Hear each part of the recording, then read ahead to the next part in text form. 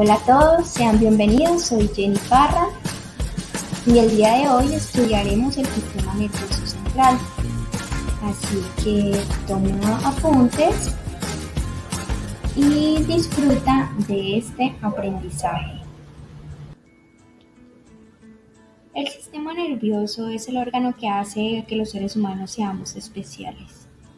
Lo que hace es recibir e interpretar una inmensa diversidad de informaciones sensoriales, controla una variedad de comportamientos motores simples y complejos y utiliza lógica deductiva e inductiva. Lo estudiaremos desde el punto de vista anatómico y fisiológico.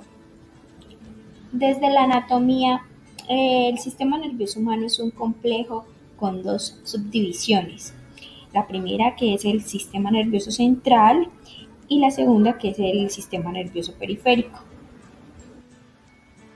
Desde la fisiología, el sentido funcional del sistema nervioso se divide en dos. El sistema nervioso somático, que es el encargado de inervar las estructuras de las paredes del cuerpo, y el sistema nervioso autónomo, que es visceral. Contiene proporciones de los sistemas central y periférico y controla las actividades de los músculos lisos y las glándulas de los órganos internos. El sistema nervioso central está comprendido principalmente por el encéfalo y la médula espinal. El encéfalo tiene una estructura escalonada y desde un punto en general se puede subdividir en encéfalo, tronco encefálico y cerebelo.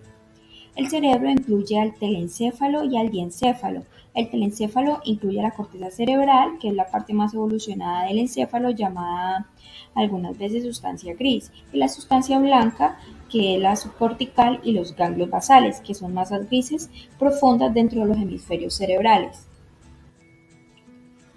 El tronco encefálico consiste en el cerebro, medio mesencéfalo, protuberancia anular y el bulbo raquídeo. La corteza cerebral es esa capa de neuronas en la superficie del cerebro y es allí donde es posible distinguir algunos procesos psicológicos importantes, como lo son la percepción,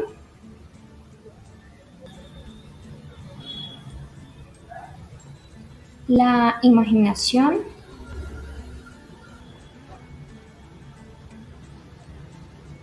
el pensamiento, entre otros. Ahora bien, la estructura anatómica del cráneo tiene dos cuerpos voluminosos del cerebro denominados hemisferios cerebrales, divididos por el surco longitudinal, el cual tiene como función ser el encargado de dividir a ambos hemisferios. Continuando con el aspecto externo de la corteza cerebral y sus componentes, es posible evidenciar los abultamientos y hendiduras que forman el aspecto rugoso del cerebro. Dicho aspecto no provee un objetivo directo con las funciones de los hemisferios, pero forman surcos que pretenden establecer y limitar los cuatro lóbulos cerebrales, que son el lóbulo frontal, el lóbulo parietal, el lóbulo occipital y el lóbulo temporal.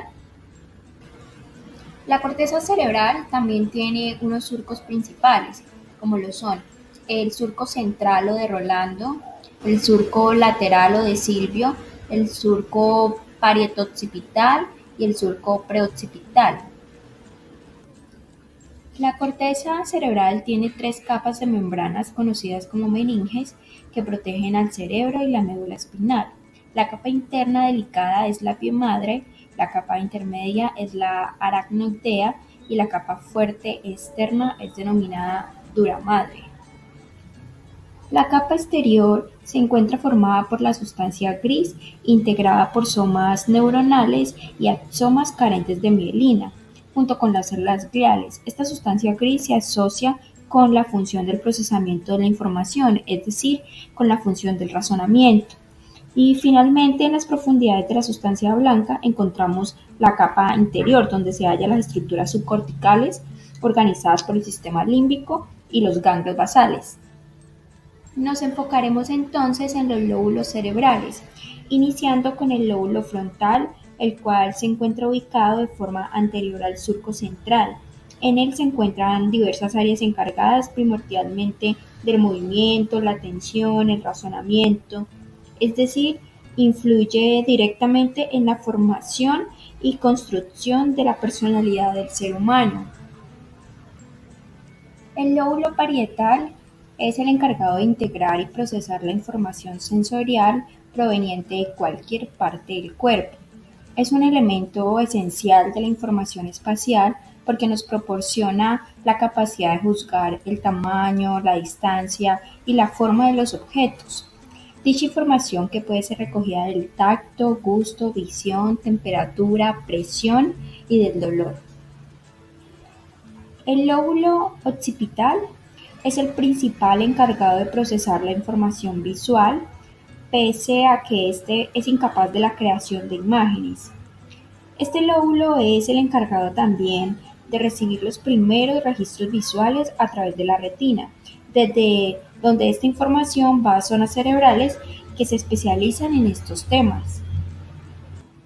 Finalmente, el lóbulo temporal, que alberga la corteza primaria de la audición del cerebro, maneja el lenguaje auditivo y los sistemas de comprensión del habla. Además, desempeña un papel importante en tareas visuales complejas como el reconocimiento de rostros. Este lóbulo se ocupa de varias funciones, incluido el lenguaje, cuando se escucha música o cuando se escucha hablar a alguien. También controla el equilibrio y regula ciertas emociones como la ansiedad, el placer y la ira. Por otro lado, encontramos también los ganglios basales, que se constituyen como una de las estructuras más primitivas del ser humano y son agrupaciones de neuronas que se encuentran localizadas en las profundidades del encéfalo. Estas se relacionan principalmente por contribuir en las habilidades motoras y de aprendizaje. Por otra parte, encontramos también el sistema límbico, el cual es la base del cerebro emocional, que participa en los procesos implicados en la memoria, en la motivación y en la monitorización, la mediación y la expresión emocional, así como en el comportamiento sexual y social. Y en él podemos encontrar el tálamo, la amígdala, el hipotálamo y el hipocampo. El hipocampo es el elemento que está relacionado con la transformación de la memoria reciente a la memoria a largo plazo y a la memoria autobiográfica. Lo encontramos en la parte central del lóbulo temporal y también tiene una importante función relacionada con la orientación y la memoria espacial. La amígdala cerebral o cuerpo amigdalino es una masa de neuronas en forma de almendra, localizada en los lóbulos temporales. Esta zona del sistema límbico está relacionada con la formación y el almacenamiento de memoria, asociada a hechos o acontecimientos que nos hayan producido fuertes emociones. El hipotálamo es un pequeño elemento de nuestro sistema nervioso emocional. Es el responsable de muchísimas funciones neuronales. El hipotálamo es la zona del cerebro más importante para la gestión y coordinación del equilibrio de nuestro cuerpo. Este equilibrio se conoce como homeostasis y es el proceso mediante el cual nos regulamos y podemos llegar a mantenernos estables en nuestro entorno. El tálamo es la estructura subcortical principal del procesamiento de la información sensorial. Toda la información sensorial, con excepción de la del sistema olfatorio, pasa por el tálamo antes de llegar a la corteza.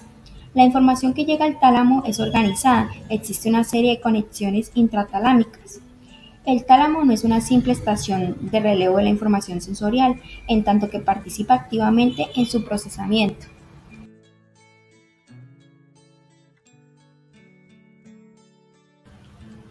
Bueno, y así concluye nuestra exposición del sistema nervioso central.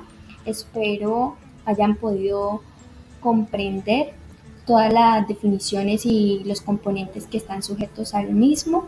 Gracias por la atención prestada.